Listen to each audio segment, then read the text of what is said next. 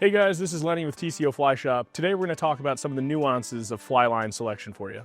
So fly line selection can definitely be a little bit overwhelming. There are a ton of choices out there from a bunch of really great manufacturers.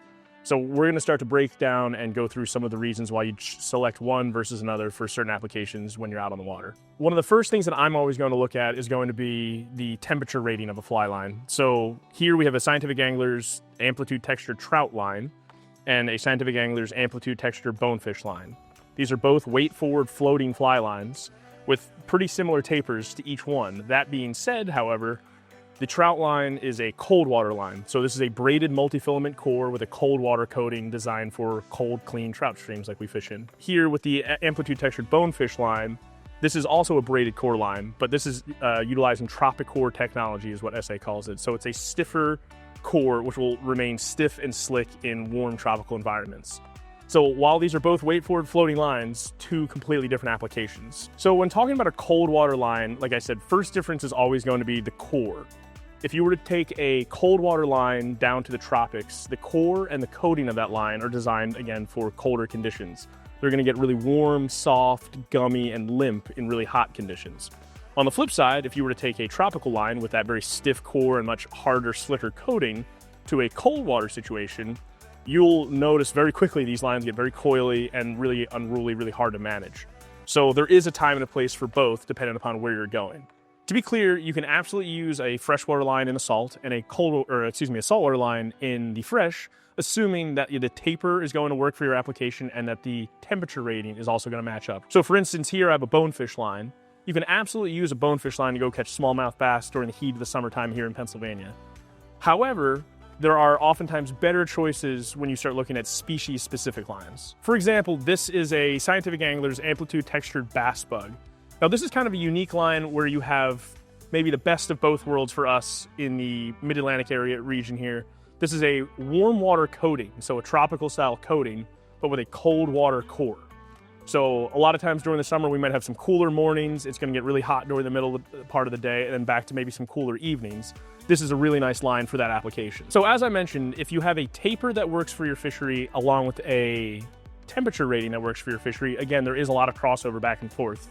But oftentimes it's going to make a lot more sense to use, say, something like a bonefish line when you're bone fishing. Species-specific lines are designed for that specific fishery and that specific style of fishing. So yes, while you can use this to bass fish, you're oftentimes going to be a lot happier with something that's a little bit more aggressive from a taper perspective, say something like a bass bug, to help turn over those larger, more wind-resistant patterns like deer hair poppers, topwater, larger streamers, versus in bone fishing, delicacy and accuracy are of a little bit more importance than in a bass fishing situation. So while these would both work in a lot of crossover situations, using the right line for the right job can make your life a whole lot easier on the water. So as we mentioned, species-specific lines really have their time and a place in a lot of different fisheries. One thing to consider though, not all species-specific lines are created equally. In my left hand here, I have the Scientific Anglers Amplitude Textured Bonefish we've been talking about. In my right hand, I have the Rio Products Elite Bonefish. These are both bonefish lines, both in a weight-forward 8-weight.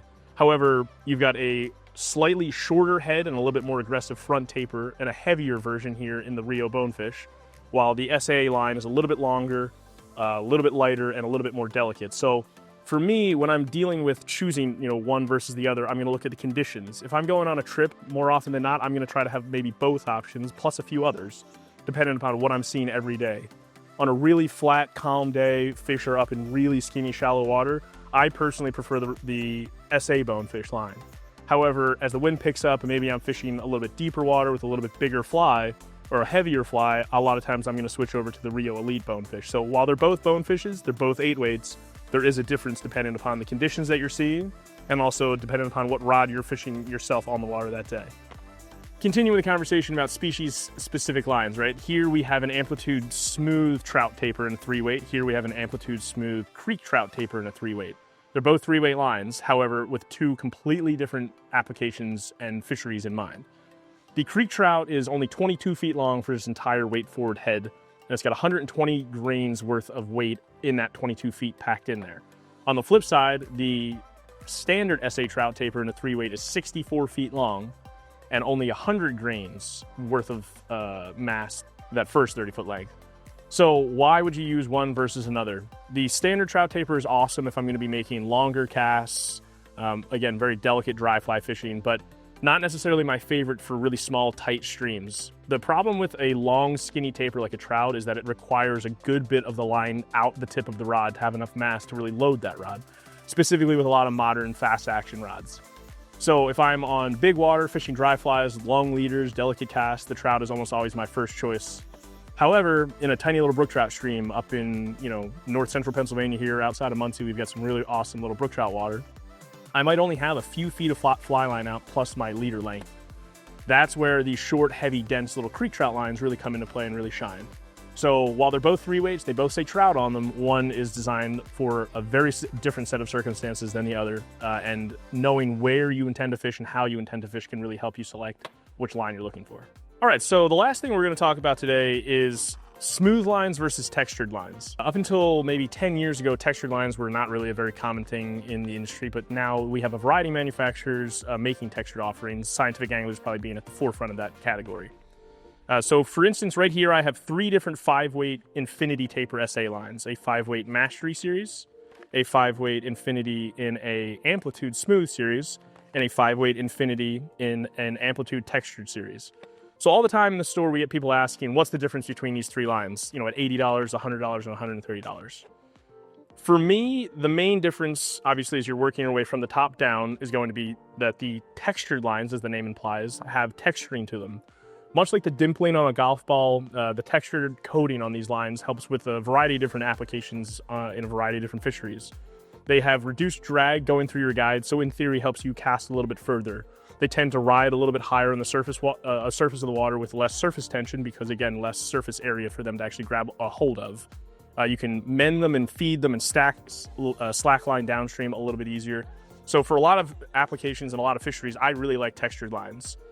But there's a lot of times when you don't need texturing, and that's where, say, the Amplitude Smooth series comes into play. Some people don't like texturing. It does create a little bit of noise going through your guides, and for some people, they just don't really like that. And that's totally fine, and that's why, obviously, SA offers the same exact taper in their Smooth series. You get a lot of the same tech benefits between the textured and the smooth here, minus, again, the big one being the texturing. Lastly, we're going to have the Mastery series here. So these guys come in at $80, $79.95. You have the same exact taper, right? So one thing to consider and remember, across all 3 of these lines here, 3 different price points, these are all 5-weight Infinities. If you like the way a 5-weight Infinity casts and you want to have a multitude of different options at different price points, SA has you covered right here. The main difference between going from the Mastery series to, say, the Amplitude Smooth series is going to be the AST additive that they use. So AST Plus here, Advanced Shooting Technology, versus AST. This is a slickness additive that's used by SA in all of their lines, essentially. AST is a solid, tiny little solid particles that are added to the fly line coating, while AST Plus, which you'll find in the Amplitude Smooth and Amplitude Textured series, is a liquid. And the nice thing about that is it's uniformly distributed throughout the entire coating of those fly lines. So for me, best bang for buck performance is almost always going to be the Amplitude Smooth series. And again, for a lot of fisheries, I really do like the textured lines as well. But again, if you are thinking about multiple different options, you have 3 of the same lines here as far as a weight and weight and taper distribution would be, but with 3 different levels of technology and performance on the water. All right, so obviously, as you can see, there are a ton of different choices and a ton of different options in today's fly line market. It can definitely be a bit overwhelming at first, but again, I hope this video helped you kind of break down some of the main key differences between them. And at the end of the day, remember, whenever you're ready for your next trip or just getting ready for this upcoming season of trout fishing, be sure to stop by any of the TCO locations. We are more than happy to walk you through all of your different options, all the different choices, and get you the correct line for your day on the water.